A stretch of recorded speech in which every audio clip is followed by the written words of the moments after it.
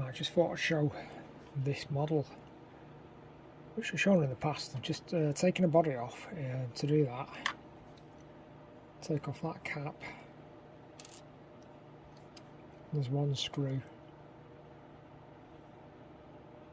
below the cap, and then you take off the roof, pull that off. There's another screw, countersunk screw. Take that off, carefully manipulate the body off. Pulls off really easy. That body's all metal. There normally is a metal shim that goes between there and the roof of the body, where it goes into the screw there, but I can't find that shim. I'm not sure if there's even one on this model or not, but I'm going to install a Lenz chip.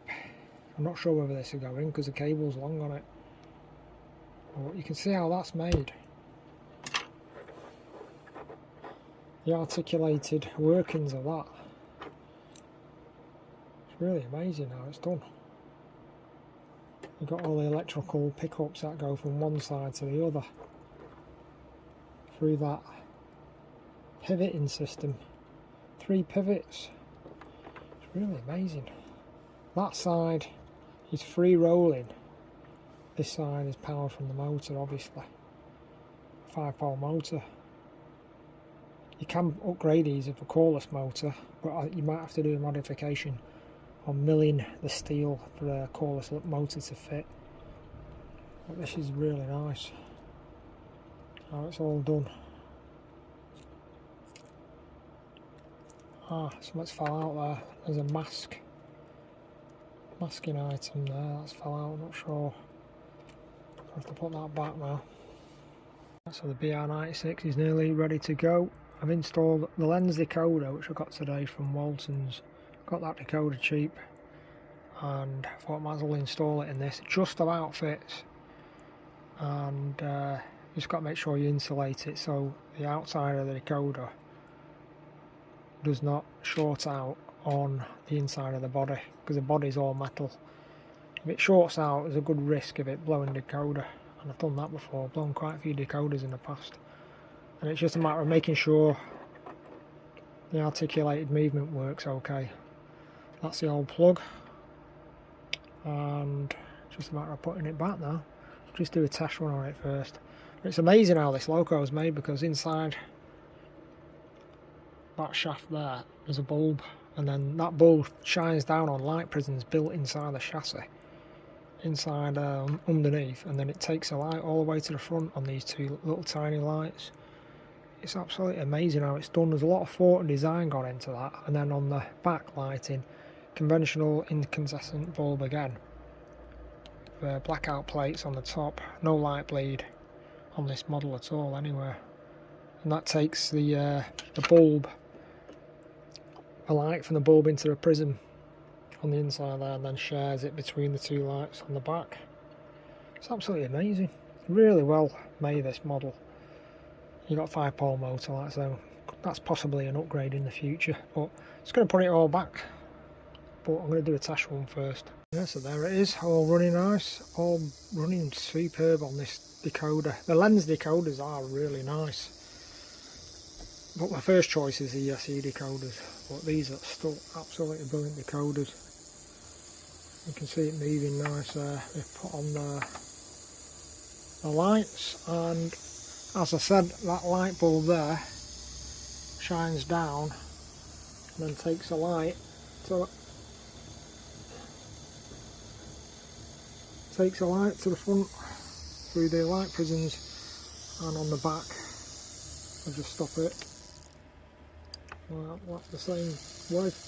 Quite bright that actually, might need toning down a bit. As you can see, nice and really nice and quiet on this 5-pole motor. It's adequate. It's okay actually.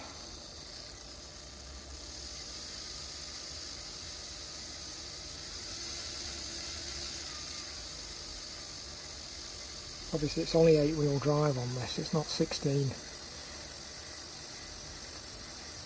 and yeah, let's give it a quick run on the layout itself, see what it runs like. Let's give it a go.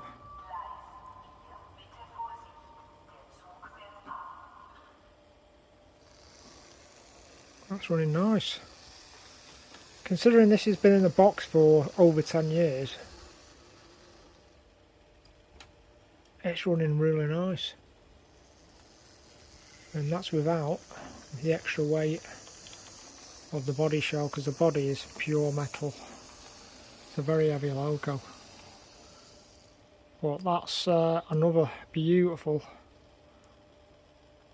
It's not going there because of the weight, it's not enough weight. There we go. Another nice quick project that I've done there. So this model in total has cost me £135 with the chip, which is very cheap.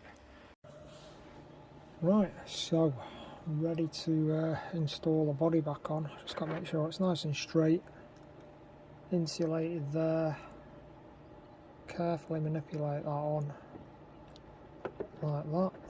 That's all lined up. That's nice. And then these special screws go in. There is a special shim that goes in between the motor and the body, and I don't know where it's gone. I think I've lost it. I don't know what happened to it, but that is to stop it binding. But these are special screws anyway with a special gap on them, so I don't think it's going to be a massive problem. You've got to be careful putting these screws in because of they're threaded, and you don't want them to mess up the thread. So you've got to put them in carefully, anti-clockwise, until you hear a click, and clockwise, nice and gentle, not to over tighten these screws, because they're designed to have movement, because it's an articulated body. They're designed to have movement and free movement between the body and the actual chassis where it connects up. But on the other model I've got, it's got a metal shim there. I just cannot remember on this model whether it's got it or not. But it's moving nice anyway. We've got nice free movement on there, and it's not binding. But if I find that, I'm going to have to put it back on. And then what we do is put the cap on there and carefully put the roof back on. That just clips back in there. There we go. That's very easy. That's probably one of the easiest decoder installs I've done in a long time. So that's all ready to go on the layout, and there's not much else I need to do with that. I was going to put sound in it, but it's really tight, the space for putting sound on. The other BR96 I've got in green, the Bavarian I think it is, I upgraded the sound speaker on that to a slightly bigger cube speaker, and that sounds better than what it did. But for now, we'll give that a run on the layout and carefully put that back in its box, the blanking plate for analog control. On this chip it still works in analog or digital, so that's a good one done. Right, so we're all done there. The BR96 is now complete. All the lighting's working nice and it's running nice and smooth as you can really. With an ESU V4 decoder it would run even smoother, but this is really nice anyway. It's running okay, this, especially for the money I pay for the decoder. Not a lot, £5 brand new, and that's a Lenz decoder, so I'm happy with that. On the earlier Bavarian 96, the green one, I've upgraded the sound speaker from a small Zemo cube speaker to an ESU more advanced speaker. It still fits in a very small space.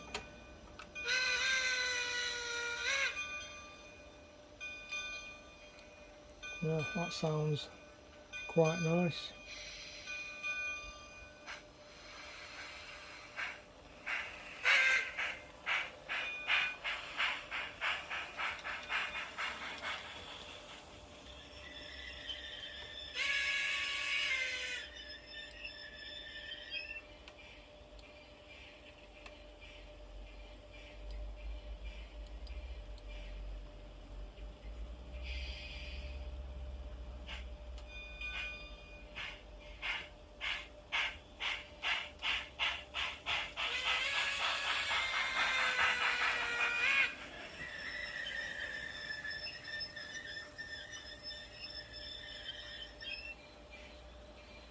Yeah, I'm happy with that. That's it. That's the end of this video, and thanks again for watching.